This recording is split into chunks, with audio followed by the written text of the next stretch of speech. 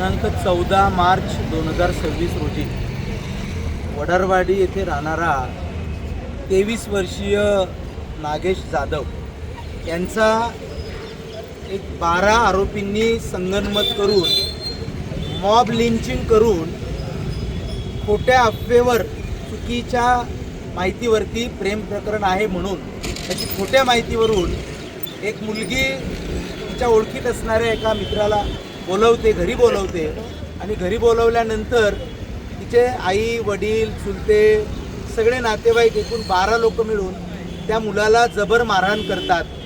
मारहाण करून त्याच्या शरीरावरती सगळ्या जखमा करतात आणि बेदम मारहाण करून ब्रुटल मर्डर होतो. 14 तारखेला मारल्यानंतर 14 तारखेला रात्री 6 आरोपी त्याच्यामधले पोलीस अटक करतात आणि अटक केल्याच्या नंतर सुट्टीच्या दिवशी कोर्टासमोर हजर केलं जातं. तेव्हा त्यांना 2 दिवसाची PC मिळाली होती. मग नंतर काही 15 तारखेला 3 आरोपी निष्पन्न झालेत, त्यांना हजर केलं होतं काल 16 तारखेला आणि आज अशा एकूण 6 आणि 3 9 आरोपींची पोलीस कस्टडी आजपर्यंत होती. आज माननीय प्रथम वर्ग न्यायाधीश डॉक्टर डोरनपल्ले साहेब यांच्यासमोर ते मॅटर होतं. त्या मॅटरमध्ये मी स्वतः advocate Arvind Tayade assist to PP म्हणून काम केलं. सरकारी पक्षातर्फे आणि असिस्ट टू PP म्हणून आम्ही चांगली बाजू त्याच्यामध्ये सांगितली की ह्या ब्रुटल मर्डर आहे, निर्गुण हत्या आहे आणि एक क्रिमिनल कॉन्स्पिरसी करून ही हत्या केलेली आहे. समाजामध्ये अशा हत्या करणं हे बंद झालं पाहिजे. जेव्हा कोणी चुकला असेल तर त्याला शासन होणं गरजेचं आहे. कायदा तोडला असेल त्याला शासन झालं पाहिजे, पण कायद्यानुसार झालं पाहिजे. कायदा हातात घेऊन कोणाचाही मर्डर करण्याचा अधिकार हा भारतीय राज्यघटनेने कोणालाही दिलेला नाही आहे.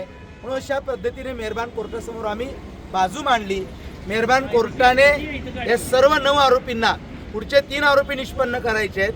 ज्या त्या पीडिताच्या मोबाईलवरून फोन करून पीडिताच्या आईला बोलवण्यात आलं, तिला धमकी देण्यात आली, पीडिताच्या आईच्या समोर त्याला लाथाबुक्क्यांनी, हॉकी स्टिकनी, काही लाकडी दांडक्यांनी मारहाण केली, ते सगळं रिकवर करणं बाकी आहे. हे सगळी परिस्थिती असल्यामुळे मेहरबान डोरनापल्ली साहेबांच्या कोर्टाने त्या 9 आरोपींना एकूण 5 दिवसाची पोलीस कस्टडी अधिक दिलेली आहे. न्यायालयावरती आमचा विश्वास आहे. या सर्व 12 आरोपींना जोपर्यंत कठोरात कठोर शिक्षा होत नाही तोपर्यंत आम्ही सगळे या मातेच्या पाठीशी असणार आहोत आणि नागेश जाधवला जोपर्यंत न्याय मिळत नाही तोपर्यंत सगळे आम्ही या पाठीशी या मातेच्या असणार आहोत.